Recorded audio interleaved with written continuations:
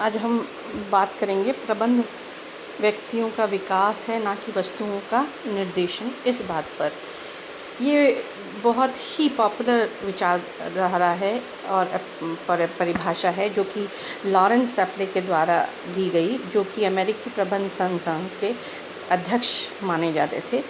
और इन्होंने जो प्रबंध की परिभाषा दी उसमें ये उन्होंने कहा कि प्रबंध व्यक्तियों का विकास है ना कि वस्तुओं का निर्देशन। और सामान्यतः इस कथन को स्पष्ट करना बहुत ज़रूरी माना जाता है, क्योंकि प्रबंध जो है उसमें तकनीकी एवं भौतिक संसाधनों की तुलना में मानवीय संसाधनों का महत्व अधिक है। क्योंकि अगर मानवीय संसाधन का प्रबंध सही प्रकार से होगा, उसका विकास सही प्रकार से होगा, तो कहा जाता है कि बाकी सभी पहलुओं का प्रबंध स्वतः हो जाता है, क्योंकि मानवीय संसाधन ही उसको संभालता है। तो इस कथन के ऊपर चर्चा करते हुए हम ये बात कहेंगे कि ये कथन सही है अथवा नहीं, इसके ऊपर हम बातचीत करेंगे। तो इस कथन के दो भाग हैं। पहला, प्रबंध वस्तुओं का निर्देशन नहीं है, दूसरा प्रबंध व्यक्तियों का विकास है। तो पहले हम देखेंगे प्रबंध वस्तुओं का निर्देशन नहीं है। प्रबंध वस्तुओं का निर्देशन नहीं है, इससे ये बात कहते हुए प्रबंध लॉरेंस एप्ले ने जो है 7वें दशक में ये माना कि प्रबंध की बहुत सारी अवधारणाएं हैं। उन अवधारणाओं के साथ उनकी जो विचारधाराएं थी उससे कुछ मान्यताएं उन्होंने निकाली। वो इस प्रकार थी कि प्रत्येक कार्य को करने का एक सर्वोत्तम एवं प्रमाणित विधि होती है। ये विधि वह विधि होती है जिसके अनुसार कार्य को करना होता है, और यह विधि खोजना किसका काम है? प्रबंधक का, कि क्या हम किस कार्य को सर्वोत्तम वे में किस प्रकार से कर सकते हैं। सर्वोत्तम वे वो जिससे कि कार्य अच्छा हो और कम लागत में हो और उद्देश्यों की प्राप्ति की तरफ एक कदम उठाता हुआ हो। इस बात को देखते हुए एक प्रमाणित विधि निकालते हैं और प्रबंधक इस विधि की खोज करता है। दूसरी बात जो प्रबंधक प्रत्येक कर्मचारी से मानता है कि वह हर कार्य को जो है प्रत्येक कर्मचारी इस सर्वोत्तम विधि से कार्य कराता है। प्रबंधक का कार्य होता है कि वो अपने कर्मचारियों से इस सर्वोत्तम विधि के अनुसार ही कार्य करवाए, क्योंकि कार्य तभी उसकी इच्छा अनुसार, उसके उद्देश्य की पूर्ति के अनुसार किया जाएगा। फिर अगर प्रबंधक कर्मचारी से सर्वोत्तम विधि से कार्य करवाना चाहता है तो उसे प्रमाणित उपकरण, सामग्री आदि उपलब्ध करानी होगी। ये सब चीज़ें अगर प्रमाणित होंगी तो कार्य की विधि भी अपने आप प्रमाणित होगी। इसको प्रमाणित समय पे करना होगा, जो हमने समय निकाला है, जो पूर्व निर्धारित है, उसके अनुसार इसको करना होगा। अगर हर व्यक्ति सही कार्य करता है तो उसको प्रमाणित दर से मजदूरी दी जानी आवश्यक है। और ये जो प्रमाणित मजदूरी है, प्रमाणित दर से मजदूरी मानी जा रही है, ये प्रेरणात्मक मजदूरी विधि कहलाई जाती है, जो कि प्रबंधक के द्वारा अपनाई जाती है, ताकि कोई भी कर्मचारी ये ना समझे कि उसको उसके कार्य के लिए उचित पारिश्रमिक नहीं दिया जा रहा है। पहले जब ये कहा जाता था कि भाई प्रबंधक जो है वो अपने कर्मचारियों से, अपने श्रमिकों से मशीन की भांति काम कराता है, जैसे भी कार्य करना हो, अगर कार्य वो सही नहीं करता है तो उसके मजदूरी में कटौती भी की जा सकती है, इसका भय होता है। तो ये सब चीज़ें जो हैं मजदूर के ऊपर बहुत प्रेशर डालती हैं, बहुत ज़्यादा दबाव डालती हैं, जिसके कारण जो है उसके प्रोडक्शन पे, उसके कार्य करने के तरीके पे जो है वो असर पड़ता है। तो प्रबंधक जो है वो ये कहता है कि भाई प्रबंधक केवल वस्तुओं का निर्देशन ही नहीं करता, वो उस समय पुराने समय में मजदूरों का निर्देशन भी करता था। लेकिन हम ये मानते हैं कि वस्तुओं का निर्देशन नहीं किया जा सकता, व्यक्तियों को निर्देशित किया जाता है ताकि वह उन वस्तुओं को सही प्रकार से उपयोग करें।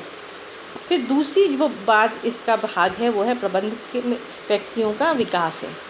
ये इसलिए कहा जाता है कि जब ये पहले माना जाने लगा कि भाई मजदूर जो है वह भी एक मशीन की भांति कार्य में लिया जा रहा है, तो उसका असर लोगों के काम पे पड़ा।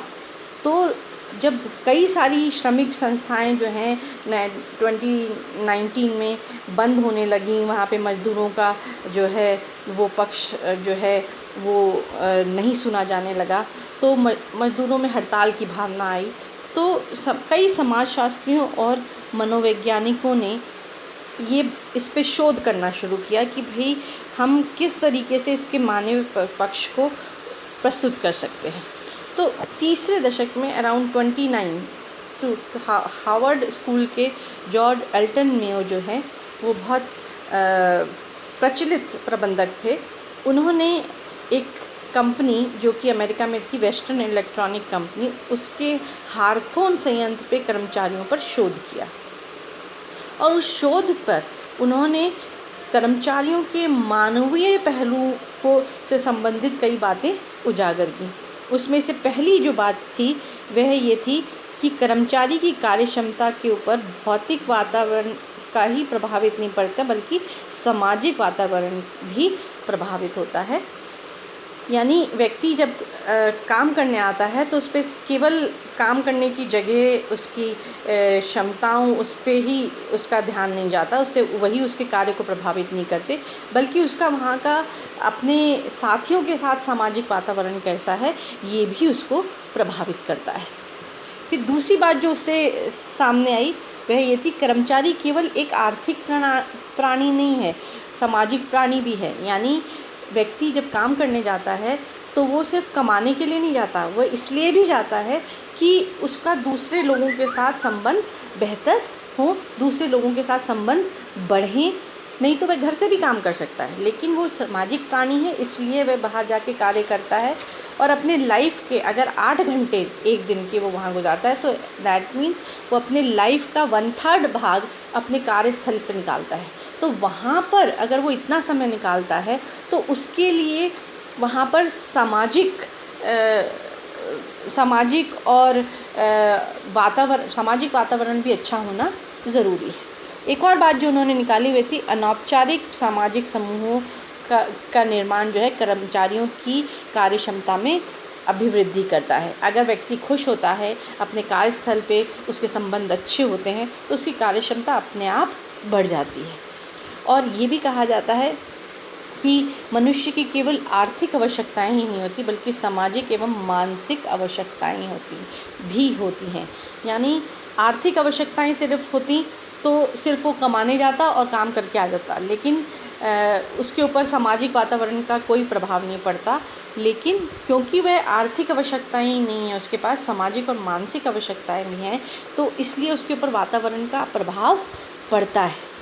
और वैज्ञानिकों ने ये बात भी की, मनुष्य को अभिप्रेरित करके ही उससे कार्य करवाया जा सकता है, ज़ोर ज़बरदस्ती से उससे कार्य नहीं करा।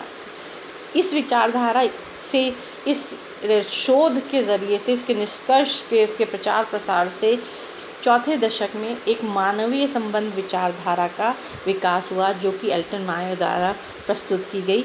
और वो विचारधारा ये मानती थी कि यदि मनुष्य से कार्य करवाना है तो उसकी आर्थिक या भौतिक आवश्यकताओं ही नहीं, बल्कि उसकी सामाजिक एवं मानसिक आवश्यकताओं को भी संतुष्ट करना पड़ेगा। यानी व्यक्ति जो है वह सिर्फ आर्थिक और भौतिक आवश्यकताओं के लिए काम नहीं करता, बल्कि अपनी सामाजिक और मानसिक आवश्यकताओं के लिए भी काम करता है।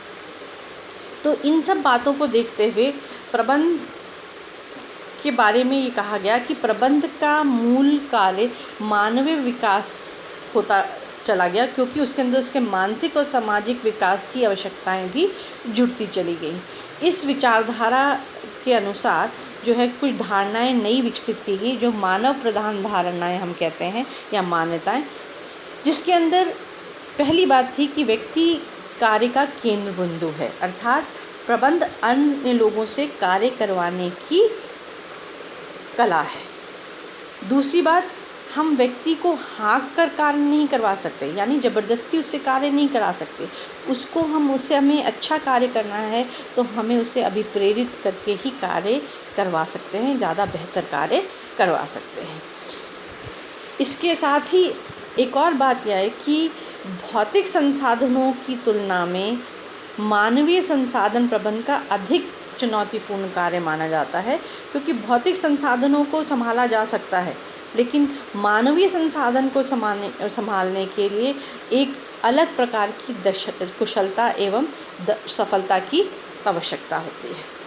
फिर एक और बात जो सामने आती है वह भौतिक संसाधनों की प्रभावशीलता एवं कार्यकुशलता मानवीय संसाधनों के विकास पर ही निर्भर करती है। यानी अगर हमें भौतिक संसाधनों को प्रभावशाली बनाना है तो मानवीय संसाधन का विकास करना ज़्यादा ज़रूरी है, क्योंकि अगर व्यक्ति को कार्य नहीं आता होगा, उसको सिखाया नहीं जा सकता, तो वह अच्छे से भौतिक संसाधनों का उपयोग नहीं करेगा।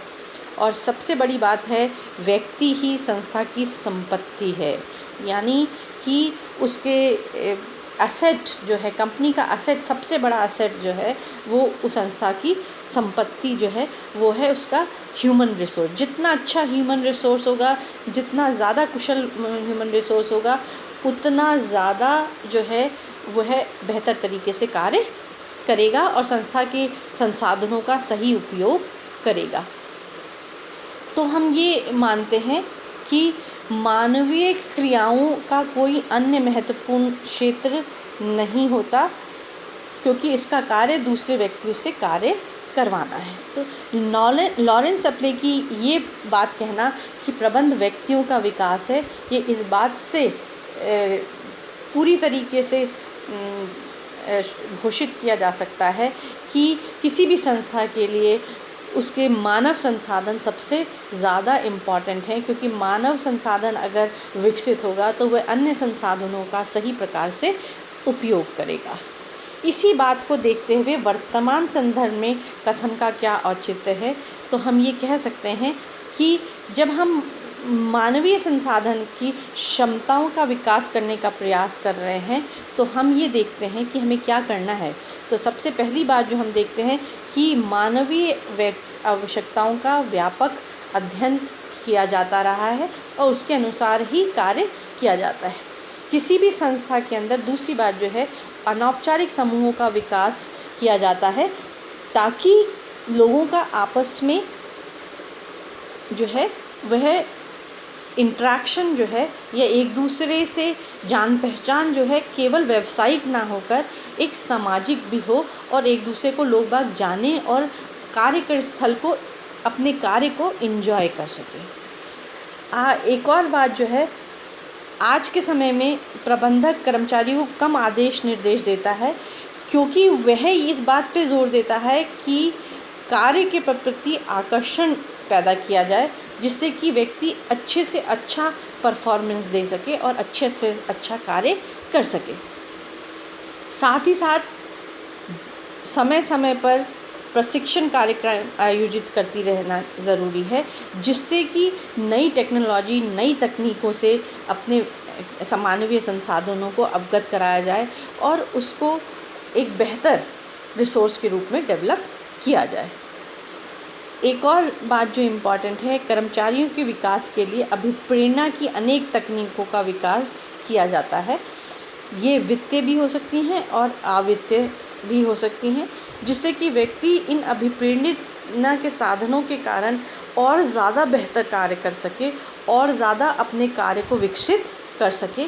इसके लिए उसके कार्य में विस्तार किया जाता है, कार्य समृद्धि पे जोर दिया जाता है, कार्य में परिवर्तन किया जाता है, ताकि वह हर चीज़ को सीख सके और अपने कार्य में अपना सके। एक और बात ये कहा जाता है कि केंद्र सरकार ने भी मानवीय संसाधन विभाग को खोल दिया, क्योंकि उसने मानव संसाधन के विकास के महत्व को समझ लिया है और आज के क्षेत्र में वो ये कहता है कि हम प्रशिक्षण, खेलकूद, औद्योगिक तकनीकों आदि के ज़रिए से मानवीय संसाधन का विकास कर सकते हैं। अगर हम इन सभी बातों को ध्यान में रखें तो हम ये बात कह सकते हैं, इसका एक निष्कर्ष निकाल सकते हैं कि प्रबंध व्यक्तियों का विकास है, ना कि वस्तुओं का निर्देशन। अर्थात संस्था के अंदर सबसे इम्पॉर्टेंट व्यक्ति कौन है, उसका मानवीय संसाधन, और उस मानवीय संसाधन को जो है देखना बहुत ज़रूरी है और उसके साथ कार्य करना बहुत ज़रूरी है। तो हम ये मानते हैं कि कोई भी कार्य करने के लिए ये मानवीय संसाधन का विकास करना बहुत ज़रूरी है।